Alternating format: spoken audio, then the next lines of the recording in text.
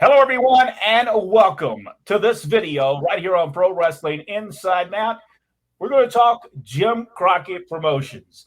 And Jim Crockett, one of the greatest promoters in professional wrestling history. And Jack, let's pick it up. Jim Crockett was a promoter of live events, including professional wrestling, music concerts, plays, minor league baseball, and ice hockey. In 1931, he founded his own professional wrestling promotion, Jim Crockett Promotions. Crockett built JCP as a regional promotion centered on the Carolinas and Virginia. Although the business was always called Jim Crockett Promotions, it used a variety of brand names for specific TV shows, newspaper and radio ads, and even on event tickets themselves. Among those brand names were the generic standbys of Championship Wrestling, All-Star Wrestling, as well as East Coast Wrestling, Mid-Atlantic Championship Wrestling, Mid-Atlantic Championship Sports, Worldwide Wrestling, and, that was it, Worldwide Wrestling. Crockett joined the National Wrestling Alliance, the NWA, in 1952. His territory covered Virginia, North Carolina, and South Carolina. The name Mid-Atlantic Championship Wrestling became JCP's primary brand name in print, radio, and other advertising. The name was also used for its main television programs, and the business was incorporated in the 1950s. Jim Crockett died in 1973. He left JCP to his family with his eldest son, Jim Crockett Jr., taking over the chief executive. Led by younger Crockett and under the guidance of the new creative forces, former wrestler turned match booker George Scott. The promotion moved away from generally featuring just tag teams to primarily focusing on single matches, although tag team matches continued to play a big part of the company. By the early 1970s, JCP had gradually phased out the multiple weekly television tapings in such cities as Charlotte, North Carolina, Greenville, South Carolina, and High Point, North Carolina, consolidated its production schedule into just one shoot, a Wednesday night videotaping at WRAL TV in Raleigh, and then syndicating the broadcast to several local TV stations throughout the Carolinas and Virginia. In 1981, JCP moved to WPCQ TV studios in Charlotte, a station once owned by Ted Turner. The local shows had hosted by announcers Big Bill Ward from WBTV in Charlotte and Charlie Harville, WGHP High Point, gave to Mid-Atlantic Championship Wrestling, known briefly as Mid-Atlantic Championship Sports. Mid-Atlantic was hosted by Bob Caudle, a longtime WRAL weatherman. Caudle was joined by a rotation co-host, everyone from Les Thatcher to Dr. Tim Miller, before David Crockett, another son of Jim Crockett Sr., became Caudle's permanent co-host, color commentary man after ending his very brief career as a wrestler himself. I still want to see his matches. From the brief period, a second show, East Coast Wrestling, was taped in WRAL. It was basically a repackaged version of Mid-Atlantic and was announced by Big Bill Ward. You know, I don't think a lot of people realize that Les Thatcher was one of the guys that did commentary for Jim Crockett. I always thought of him as a wrestler for there, but I really didn't think of him as being a commentator for there. I don't think that I ever thought about that. Did y'all? I have honestly come to the point where it doesn't surprise me anymore because Les was everywhere. And I see that. I know why we got David Crockett as an announcer. I can see that he wasn't good as a wrestler. Well, it was because he would stand in the corner yelling, "Watch this! Watch this!" and then miss the hole. So. I'm going to try to get through my little bit here after hearing that. In 1975, Jim Crockett Promotions premiered a new syndicated B show, Wide World Wrestling, renamed Worldwide Wrestling in 1978. The original host of the show was former Georgia Championship Wrestling announcer Ed Capperell. Worldwide and Wide World Announcers included Les Thatcher, George and Sandy Scott, and Dr. Tom Miller. Who's Dr. Tom Miller, by the way? Anybody? He was a doctor over in the Carolinas, apparently.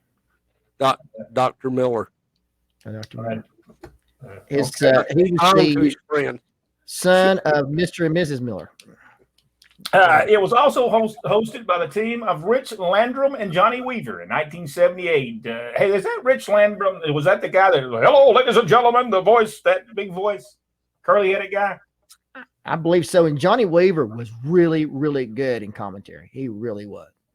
In 1978, Jim Crockett Promotions later added a short-lived show, The Best of NWA Wrestling, which was taped at the WCCB studios in Charlotte, across the street from the now Bojangles Coliseum, a regular venue for Mid-Atlantic live events, and featured then-active wrestler Johnny Weaver sitting down with top stars in a coaches show format in which hosts and guests did running commentary of over 16 millimeter film footage of matches from local arenas. I guess that's the reason they have so many.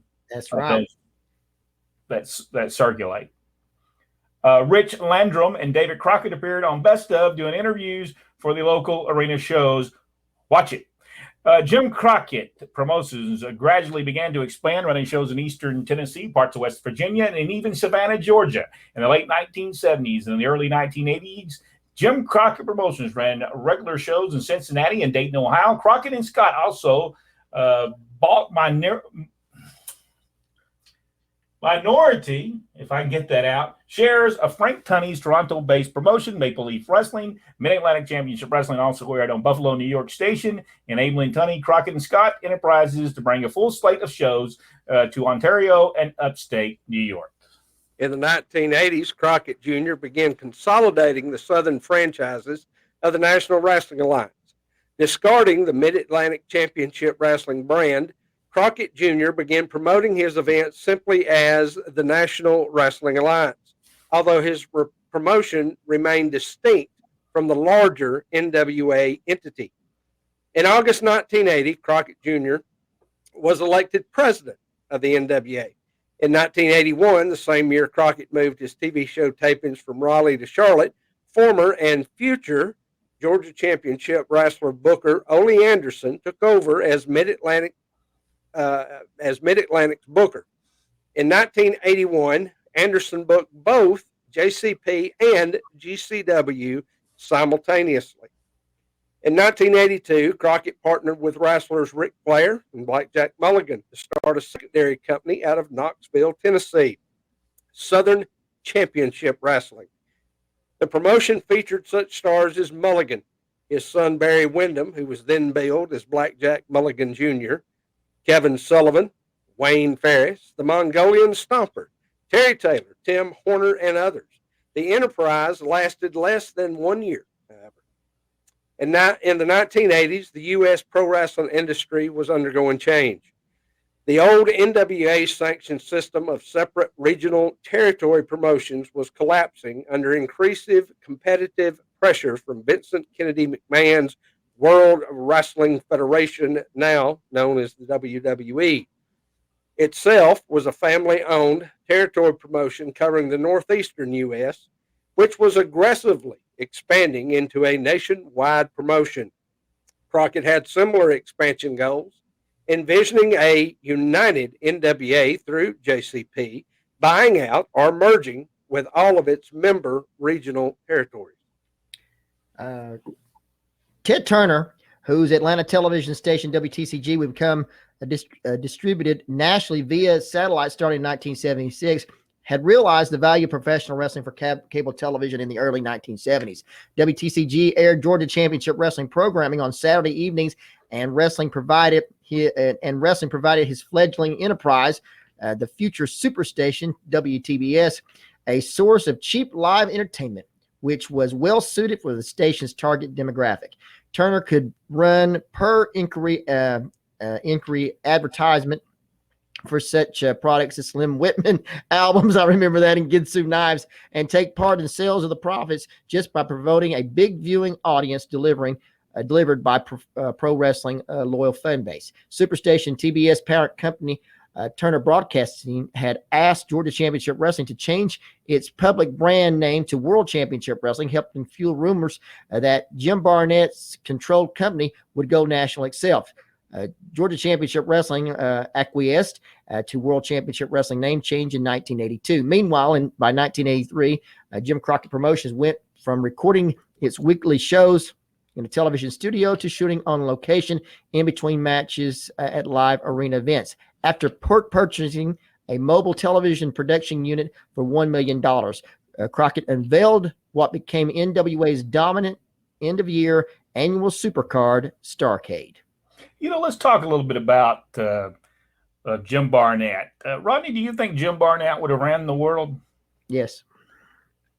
I believe he would have. I think that once the name changed to World Championship Wrestling, you'll notice even in the show, the National Wrestling Alliance was very rarely even talked about. The world champion came in, but they never said anything about the NWA. In fact, they pretty much dropped it.